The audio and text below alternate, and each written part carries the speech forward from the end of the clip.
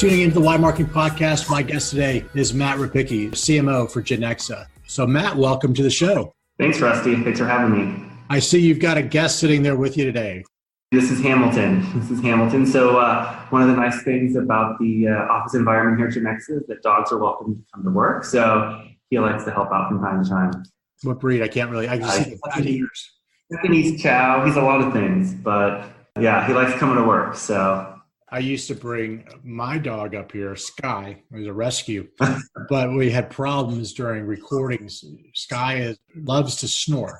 And we had these phantom during the actual recording. So we had to kick her out during recordings. Anyways, well, I appreciate you being on, and you've had a pretty interesting career. So can you tell us a little bit about your background? Sure. Yeah, I think I've been really fortunate in my career. I started out in management consulting for a number of years, working at first PricewaterhouseCoopers and then Accenture. Then I made a move to start working at Mattel in a really similar capacity as a sort of internal consultant, if you will, managing global strategic projects.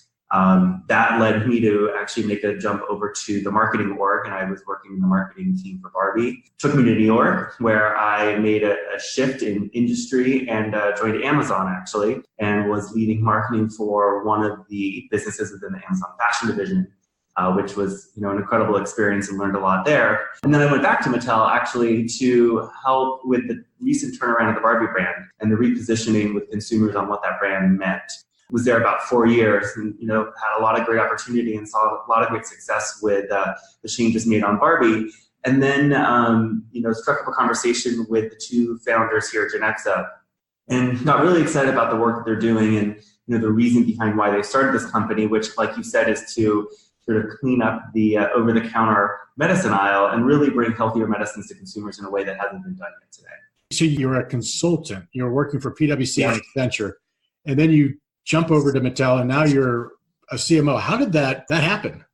Yeah, I think there were a couple of things if I look back that were at play. One was as a consultant and managing projects and servicing clients was, I think, a great training ground for me in terms of how to identify expectations that people have of you and over deliver on those expectations. It also forces you to get up to speed really quickly on a new business, a new industry, really dive in and sort of become self-taught. And so that was also really useful. Again, I was really fortunate when I made the jump from doing sort of strategic project management work over to marketing, was that I had a passion that was around fashion and design and things that were a little bit more creative than the work I'd been doing day to day. And I pursued those interests externally. And that caught the eye of someone at the time who was the head of the Barbie brand at Mattel, who thought, hey, this person is skilled at what they're doing, but obviously has other interests, and maybe I can, sort of help them move into a new area of their career. So I was fortunate to find a mentor, but also I think, it was my exploration of things that were important to me and exciting to me that helped get there as well. Do you remember the time you were like, okay, marketing is really where I want to focus all of my energy? Was there that certain aha moment, or did it just kind of just naturally happen? I think it just sort of naturally happened. It was as I got more comfortable in kind of the existing career path I had, felt like I took the chance, like I said, to explore some other areas that were just personally interesting to me. So I started a blog. I started doing some freelance writing about the men's fashion space, things that were completely disconnected from my 9 to 5, if you will. But then because of that passion that I pursued, it sort of seeped into what I was doing, and I was able to kind of pivot my career in a new direction and take advantage of something that I was really passionate about. Then you went over to Amazon for a period of time, and then before going back to Mattel, where you kind of helped reposition that entire brand. How was that whole experience going back to Mattel after a few years? What were some of the main points that y'all focused on with that turnaround? Having had the experience at Amazon, which was obviously really fast-paced, a really agile environment, high expectations for growth, the opportunity to test and learn on a really frequent basis, and I enjoyed that environment. Going back to Mattel, but to a brand like Barbie that everyone around the world knows, 99% global awareness for Barbie. And so I felt as a marketer, this was an opportunity to go really deep on a brand that could have societal impact. And so to that end, one of the things that we really focus on in terms of changing perception for the Barbie brand was identifying a purpose. there was this key insight, which, 5 or 6 years ago seemed pretty novel. Today it feels much more commonplace. But at the time, it was this insight that consumers wanted to align with brands that had a purpose. And brands either had that or they didn't communicate it, or they just didn't develop it at all. And so for us, with the Barbie brand, it was identifying this purpose, which was to inspire the limitless potential in every girl. And that was really the filter by which we started making all of our decisions. So how does the product reflect that? How does the marketing reflect that? How do the partnerships we sign up for reflect that? We really started to see the traction through that lens. Like I mentioned, we changed the product, and so increased diversity, rolled out new body types. This is all in response to this idea that we want to inspire girls, and girls want to see themselves reflected in the toys they're playing. What, again, maybe seemed second nature looking back at the time was a pretty big deal and a pretty big shift for the brand, but there was an appetite internally to really disrupt the status quo and also provide transparency through the Barbie brand in a way that hadn't been done before. So showing that, this character that girls knew and loved could be fallible and make mistakes. And that was also, I think, a great learning moment in terms of ways to connect with an audience. So, there were a number of different tactics for me on the marketing side. It was, like I said, really, defining this purpose and using it, rolling out a brand campaign that could be applied consistently and really spoke to that purpose and connected with consumers and retailers, which it did. And then making sure that that was just our drumbeat sort of year in, year out. And, we saw the results. Not only did we see a significant shift in consumer perception that was positive about the Barbie brand, but also POS grew, significantly quarter on quarter, year on year. And so, consumers felt better about the brand, and they showed it when they went to retail. So you go from working on the Barbie brand where you have a 99% global awareness. How do you apply those lessons learned to essentially a startup with Genexa? One of the things that that really struck me as I started talking to the co-founders of Genexa was the reason why they started the company. And they're both dads, David Johnson and Max Spielberg, both dads, and independently had been looking at medicines for their kids, started to read sort of the side panel of some of these products. Oftentimes you can't pronounce the ingredients that are in these products, but it's also the realization that in the over-the-counter meds that you take today, 95 to 97% of what's in there is inactive. It's not actually helping to treat your symptom. So their thought was, well, couldn't those things be healthier? Couldn't they be cleaner? And did they have to be so synthetic and based on preservative systems? And so, really sort of root level, the mission behind creating Genexa was to provide healthier medicines to consumers. And having just come off of, again, using purpose to really drive the success at Barbie, I felt that there was something, really palpable here in terms of this is something that I think everyone can agree with. If you have to take something when you're sick, why not be the best possible version of that? So David and Max started the company by stripping out a lot of inactive ingredients, engineering, if you will, and finding new and innovative ways to replace those ingredients with organic, non-GMO alternatives. And so as I, to your point, start to figure out, what is our story, and then how do we create awareness at scale around that story, I think having that purpose already embedded in the everyday operations of the company is sort of an important step towards that. And then it's really around, creating education and creating consumer awareness that there are newer, better alternatives to what you might be taking today, and encouraging someone to give them a try. So did the founders have any background in doing it, or is this something just like, wow, there's got to be a better way of doing that? We just figured it out. David Johnson studied food science. Max Spielberg is an attorney. So I guess the short answer is no, but they certainly had a passion for something that they saw as a white space opportunity. And they found, the right partners and great partners to help them figure out how to get there.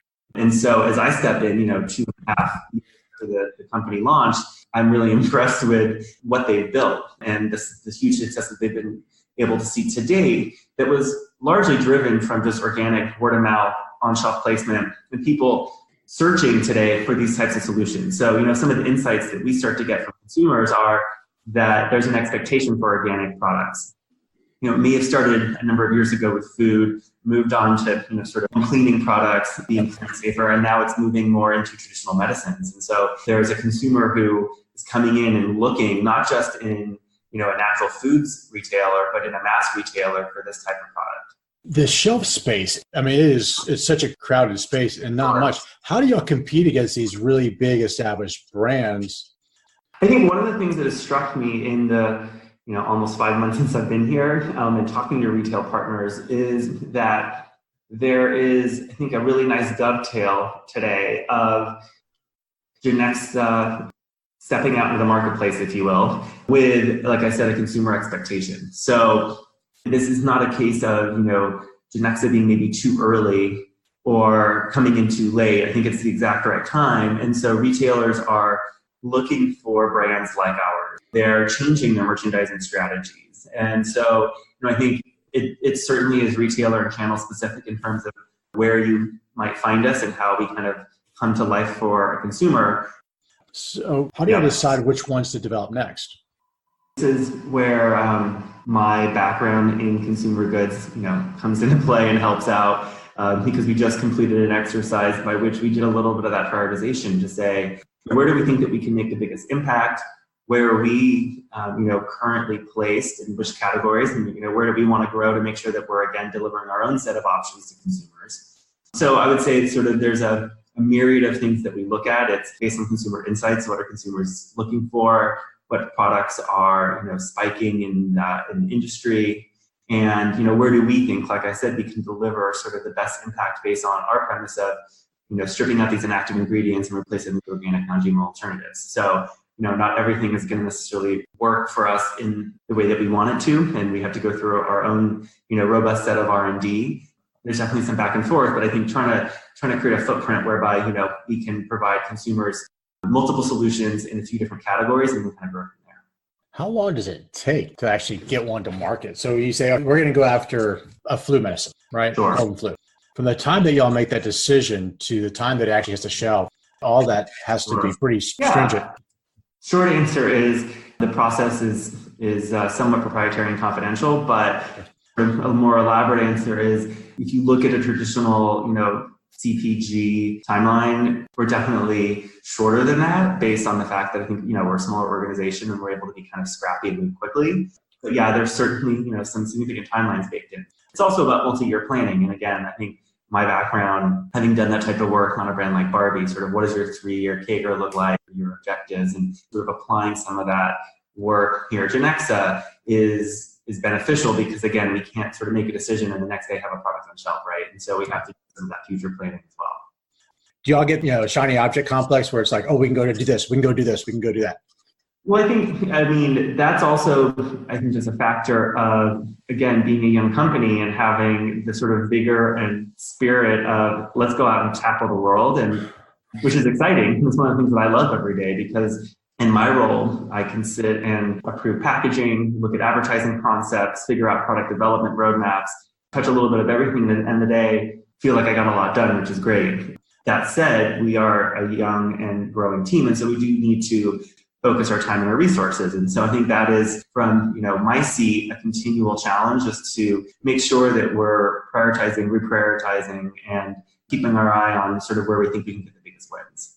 Is there a certain area of the country that you're seeing a greater penetration over others that may have surprised you? Like, wow, we didn't expect this market to really do so well. Sure. Yeah, I don't have the answer quite yet as to why, but the Southeast is really spiking for us, and which is great. Obviously we are seeing great traction in sort of the West Coast, East Coast, but areas like Florida, Texas, we're doing really, really well, which again is great to see. We have national distribution, we have e-commerce marketplaces, so our products are accessible to everyone. And something that we're focusing on this year from a marketing perspective is we have products for adult and children, and specifically our children's products have been really, really successful. And I think the insight there is that, we know a parent is shopping for medicine, just like David and Max founded this company when they were shopping for medicines for their kids. They wanted the best possible option. And so we're expanding our range of children's products. And just last week, we, announced 6 more children's products, which I'm really excited about. And so, I think we have an opportunity to really deliver an end-to-end kind of healthcare solution for parents. Certainly we want to make sure that we're providing for adults, and those products will continue to roll out as well. But I think, how do we focus in? So maybe it's not a regional strategy, but it's more sort of a demographic strategy in terms of, how do we start communicating the point of difference that we bring to the marketplace to parents? So how many different products do you have altogether for adults and children? Right now we have about 16 products in market, and we have about 10 new products that we showcased last week at the Natural Products Expo in Anaheim. which was, a massive trade show with the opportunity to talk to retailers and other partners about what we have coming up. So, our catalog will expand tremendously over the next number of months, and there's even more to come, which is maybe daunting from time to time from my perspective in terms of bringing these to market, but also exciting just in knowing that they're going to be providing impact to consumers' lives. Well, I think it's exciting, and congratulations on landing over there. It sounds like you're having a lot of fun with it, and there's not going to be any slowing down anytime soon. I don't think so, but that's okay. That's okay. It's really exciting. And again, just the sheer opportunity that we have in this space, it's been incredible so far, and really looking forward to seeing where it goes. That's great. I got one last final question. Sure. It's about reflection. Obviously throughout your career, there's been a lot of lessons learned and things that you probably look back on and go, ooh, I wish I would have known about that. Right. You had to go back and give yourself one piece of advice. What would that be? Sure. I think it goes back to, the story I was telling earlier about how I, followed my passions and followed things that were independently important to me, and looking to where it brought me now. So if I were to give it to someone else who's at an earlier point in their career, you might have a job that you're in today, you might have a career path. If you have something that interests you outside of that, pursue it. Pursue it in whichever way you can. Like I said, I started a blog. I created flashcards for myself that had the name of fashion brands and the creative director so that I could memorize and learn them. And it was a way for me to start to get into the industry. I subscribed to trade magazines in the fashion industry because it was something I was interested in. And lo and behold, it gave me the opportunity to work in that industry. Now I'm certainly in a different place industry-wise in my career, but I'm doing something that, again, I think is rooted in this idea of creativity, selling a story to a consumer. And so I say always, follow what interests you. A great piece of advice. And how can listeners learn more about Genexa? Just Genexa.com? Genexa.com has a lot of great background on our story, on our product line. You can also find me on LinkedIn. I'm always happy to connect. Appreciate you taking time out of your busy schedule to talk with us. I wish you nothing but the best over there at Genexa. Thanks, Rusty. I appreciate it. Hamilton, have a good one, buddy. Okay. Bye-bye.